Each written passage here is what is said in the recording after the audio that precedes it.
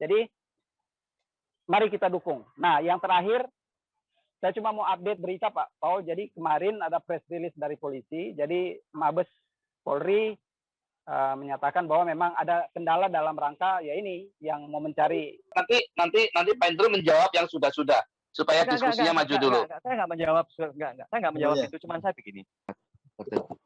Itu kalau menurut statistik ya sudah rasis, ya kan?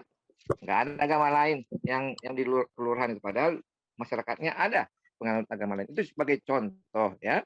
Nah, perhatikanlah di kelurahan masing-masing. Nah, kalau di negara-negara maju ada memang tanda kutip rasisme, tetapi di dalam kita jangan masuk ke satu-satu seperti ini lagi Pak, karena itu terlalu detail Pak. Jadi nanti kalau terlalu detail kita cuma juga udah tahu yang Bapak ngomong. Maksudnya kita hari ini kita lagi mau memotivasi teman-teman untuk ayo menyuarakan. Sebelum melanjutkan, kami informasikan kepada Anda, channel ini berbeda dengan channel yang pernah Anda kunjungi di YouTube. Masterway Channel mengajak Anda untuk bereaksi menanggapi isi narasi atau berita sesuai dengan video yang kami tayangkan ini. Tujuannya untuk menguji, mengkoreksi, dan menilai validitas kebenaran fakta dari narasi atau berita dari media sumber berita yang dipertontonkan di media sosial dengan tujuan yang berbeda-beda. Silahkan tulis masukan Anda di kolom komentar supaya netizen mengetahui validitas berita sebelum percaya dengan informasi berita yang ada di media sosial. Silahkan Anda subscribe terlebih dahulu sebelum Anda mengutarakan pendapat Anda di kolom komentar, supaya pesan komentar Anda kompatibel dan efektif untuk mengedukasi masyarakat. Simak seluruh isi video ini sebelum Anda komentar supaya tidak gagal faham. Kami akan memberi tanda pin atau tanda cinta dari masukan Anda yang berkualitas dan berpotensi membangun. Terima kasih. Dan salam damai bersama Masterway untuk Indonesia. Untuk menerima dan menyuarakan suara-suara dari rakyat jelata ini Pak. Ya. Di Indonesia kita punya wakil di DPR, tetapi kita sekarang punya wakil rakyat yang bebas merdeka menyuarakan kebenaran itu ya. Jadi mari kita dukung. Nah, yang terakhir saya cuma mau update berita Pak Paul. Jadi kemarin ada press release dari polisi. Jadi Mabes Polri menyatakan bahwa memang ada kendala dalam rangka ya ini yang mau mencari Nabi 26. Polisi masih terkendala, jadi belum bisa menindaklanjuti tentang Pak Paul. Ya, memang sebenarnya nggak perlu, itu kan hanya bagian dari apapun ya. Itulah kebenaran yang akan benar. Ini sebenarnya bukti. Nah, kemudian di Papua nggak tahu itu berita update harus divalidkan lagi. Jadi di Papua, di Jayapura, rakyat di sana berkonvoi Pak, menggunakan bus, truk dengan membawa bendera Israel. Jadi mereka memang mendukung penuh Israel. Tentang apa yang sedang terjadi saat ini. Jadi ya konflik Israel-Palestina ada pengaruh kurang lebih dengan masalah internal kita sehubungan dengan Papua. Jadi semoga masalah Israel dan Palestina bisa membawa kebaikan buat bangsa Indonesia, khususnya Papua. Itu saja dari saya Pak Paul. Dan jangan lupa subscribe dan share channel saya, kalau nggak dikutuk jadi kode. Ya nanti kita ini siapkan semuanya, nanti linknya. Baik. Linknya tolong dikirim ke WhatsApp saya ya. Kirim ke WhatsApp saya semua, nanti saya bukain satu-satu. Oke, ini lanjut dulu Pak. Pak Paul ya. Di Telegram ya. Nanti Pak Indro, biar maju dulu Pak Indro.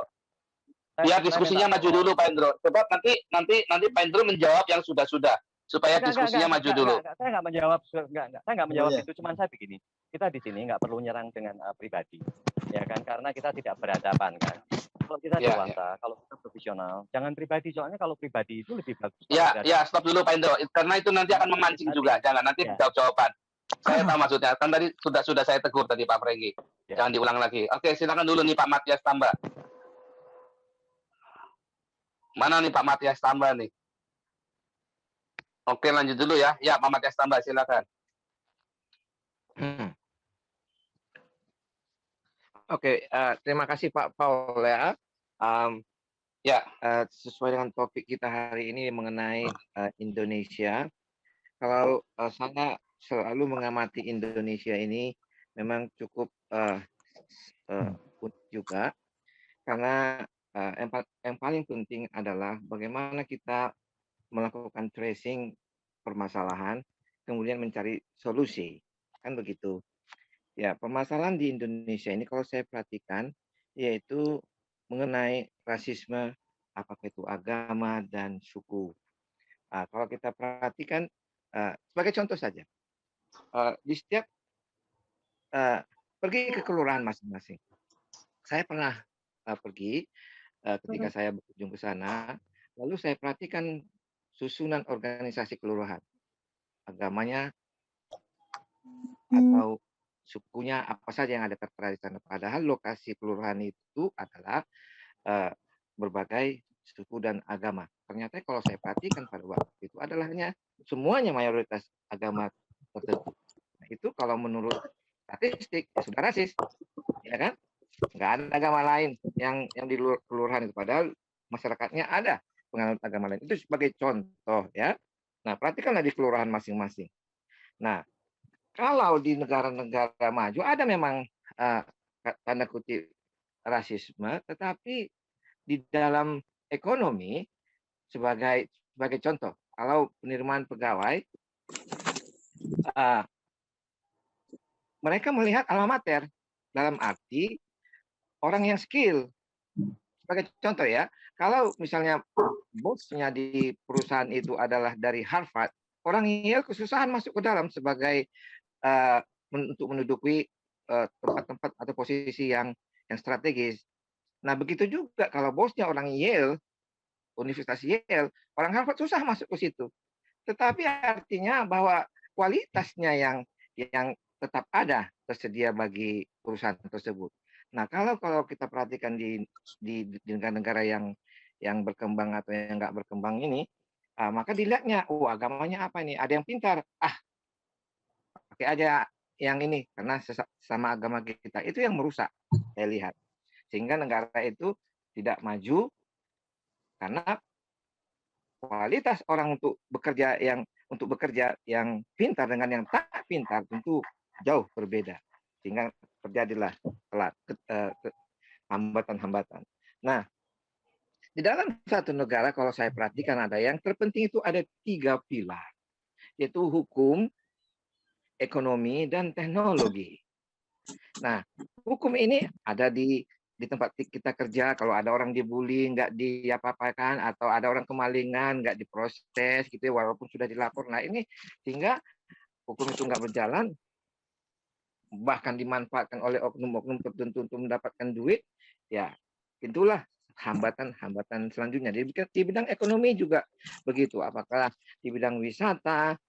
Nah, kemudian BUMN ini kalau saya perhatikan ya, ini semi kapitalis dan komunis.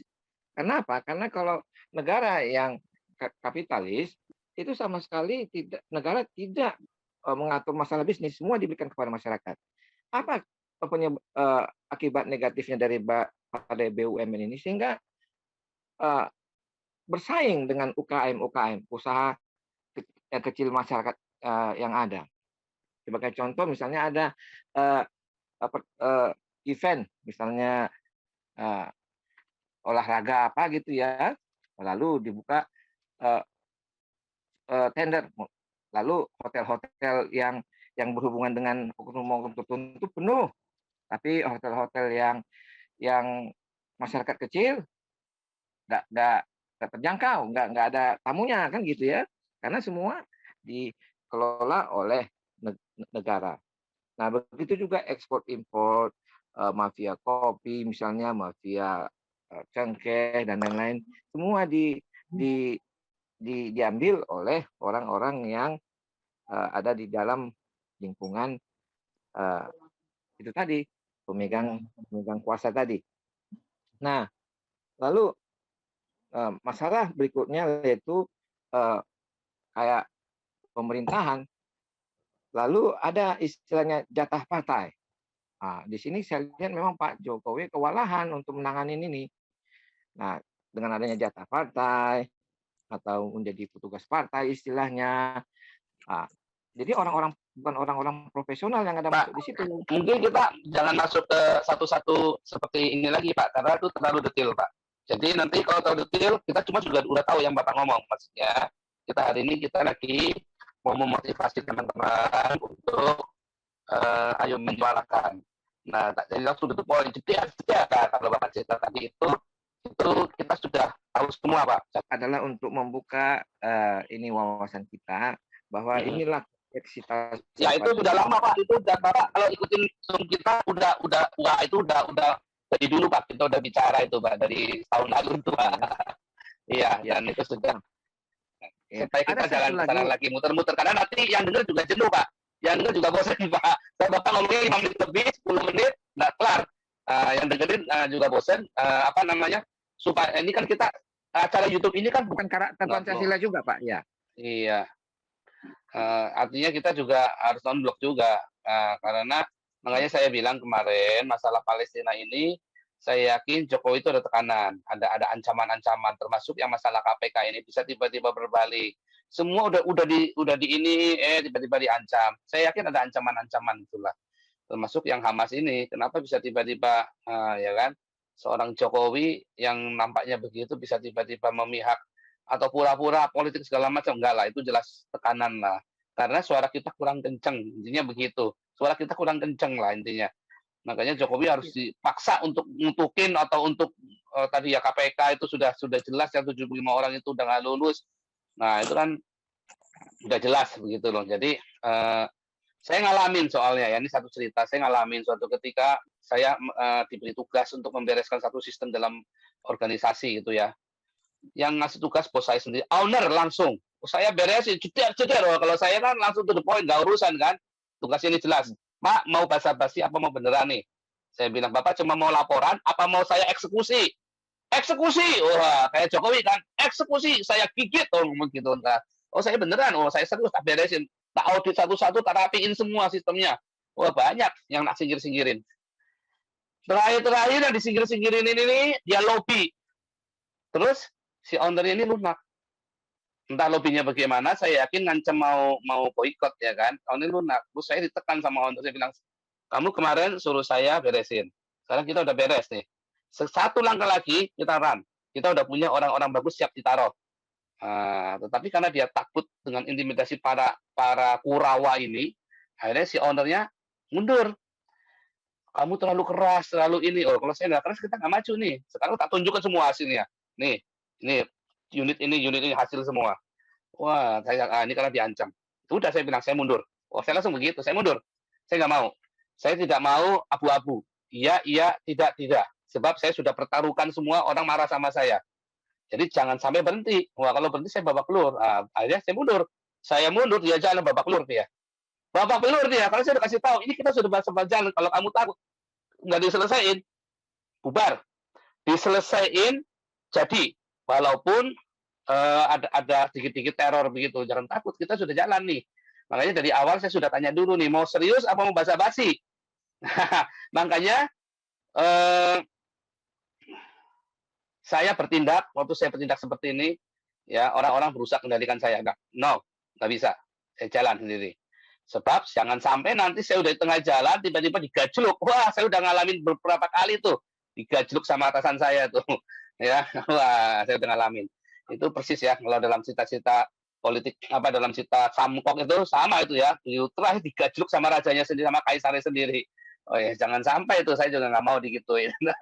Tapi itulah terjadi ya, digajluk itu ya, dikorbankan oleh sang ininya sendiri. Nah, saya kira Jokowi juga mengalami hal yang sama sekarang ini. Dia nggak mau digajluk begitu, jadi dia pasti kendor, kompromi. Tapi kalau kita teriak yang keras, sekeras-kerasnya, ya saya kira Jokowi nggak akan kompromi. Masalahnya kurang keras sih teriakan kita. Kemarin waktu saya udah teriak begitu, teman-teman YouTuber semua. Terima kasih Anda telah meluangkan waktu untuk memberi masukan kepada kami. Semoga komentar Anda bisa bermanfaat bagi generasi penerus bangsa ini. Terutama bagi diri kita sendiri dan untuk mereka yang mau berpikir dengan akal sehat. Karena dengan akal sehatlah kita bisa bedakan mana yang terbaik untuk diri kita sendiri. Semoga hari-hari Anda selalu dirahmati Tuhan Yang Maha Esa. Dan sampai ketemu lagi di konten Masterway berikutnya.